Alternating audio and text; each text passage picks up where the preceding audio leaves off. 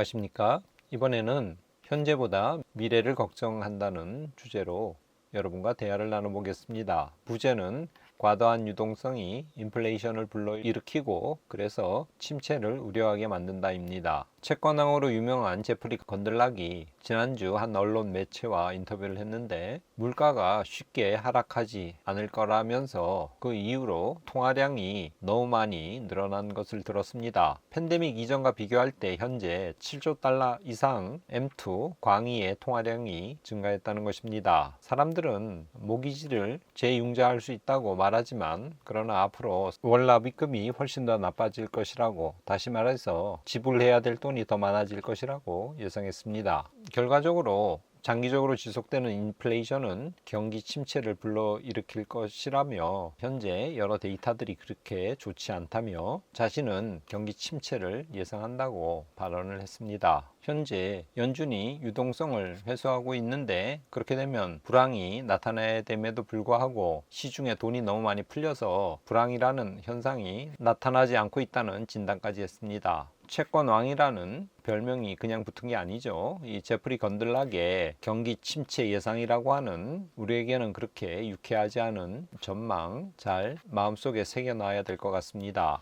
미국 10년물 국채 금리 1년 차트입니다. 최근에 4.46 전후로 별다른 변동성을 보이지 않고 있습니다. 금 선물 차트 연초 대비로 보면 현재 14.5% 올랐고요. 지난주에 많이 올랐다가 이번 주에는 조금 조정을 받고 있는 중입니다. 5일 전과 대비해서 현재 2.69% 하락한 상태입니다. 서부 텍사스 중진류 1년 차트입니다. 미국 10년물 국채금리와 마찬가지로 최근 배럴당 80불 근처에서 횡보 중입니다.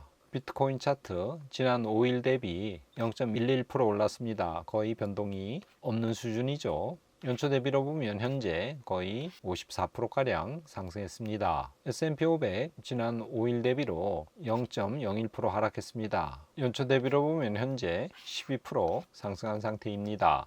코스피 차트도 5일 전과 비교할 때 0.04% 상승했습니다. 변화가 없는 거죠. 연초 대비로는 코스피 2%가량 상승했습니다. 정리해 보겠습니다. 미국 현지 시간으로 21일 날 S&P 500이 0.25% 올랐고 나스닥도 0.22% 오르면서 종가 기준으로 둘 다 모두 역대치 최고를 경신했습니다. 주식시장은 이렇게 뜨거웠지만 경기 참여자들의 마음속에 인플레이션 경계감은 여전했습니다. 연준 이사 중에 한 사람인 크리스토퍼 월러는 연준이 금리 인하에 나서려면 최소 3개월 이상 인플레이션 지표 둔화세를 확인해야 한다고 못을 박았습니다. 성급하게 인플레이션 기대를 하지 말라는 뜻이죠. 채권왕 제프리 건들락은 경기 침체를 예상하고 있습니다. 그리고 그는 미국 주식이 너무 비싸다는 말까지 첨언을 했습니다. 현재로는 여러 지표가 굉장히 뜨겁죠. S&P 500, 나스닥 역대 최고치입니다. 하지만 시장 참여자들은 현재보다는 미래에 눈을 돌리면서 마음을 놓지 못하고 있습니다. 시장에 너무 유동성이 많이 풀렸고 그것이 인플레이션을 유발시키고 이는 종국의 침체를 불러오리라는 시나리오가 힘을 얻고 있는 국면입니다. 지난주 미국 증권거래위원회 SEC가 이더리움 현물 ETF를 깜짝 승인했죠. 그래서 가격이 약 20% 상승해서 3,000불 초반대에서 3,000불 후반대로 가격이 뛰었습니다. 11월 미국 대통령 선거를 앞두고 민주당도 코인의 우호적인 유권자들, 미국 시민의 약 3천만 명 정도가 코인을 소유하고 있다고 합니다. 이들을 의식하기 시작했다고 볼 수 있겠습니다. 오늘은 전도서 2장 23절, 24절 말씀을 가져왔습니다. 제가 읽어보겠습니다.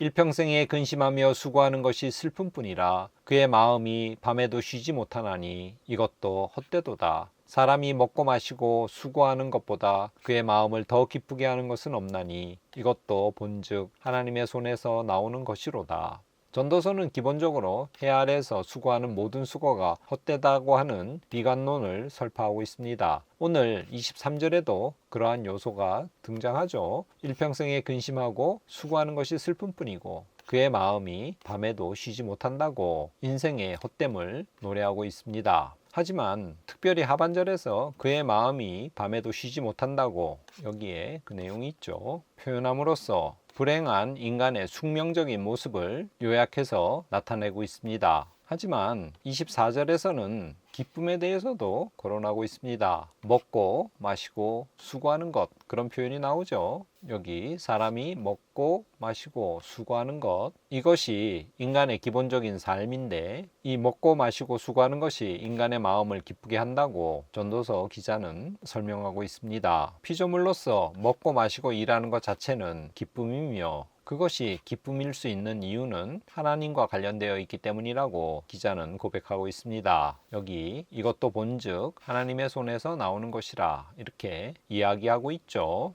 전도서 기자의 고백처럼 인생에는 슬픔에 속하는 일들이 벌어지기도 하고 기쁜 사건들이 발생하기도 합니다. 그러나 인생의 가장 기본이라고 할 수 있는 먹고 마시고 수고하는 것, 이것이 사람의 마음을 가장 기쁘게 하는 것인데, 이런 인생의 가장 기본적인 것이 하나님으로부터, 하나님의 손에서 나온다는 깊은 통찰을 우리에게 전하고 있습니다. 꽹우의 두런두런 시청자 여러분, 전도서 기자의 이 고백처럼 먹고 마시고 수고하는 모든 것이 하나님의 손에서 나온다는 고백을 여러분 것으로 만드시고, 시작된 이번 한 주간도 하나님과 동행하는 여러분의 귀한 나날이 되시기를 바랍니다. 오늘은 이것으로 마치겠습니다. 끝까지 시청해 주셔서 감사합니다.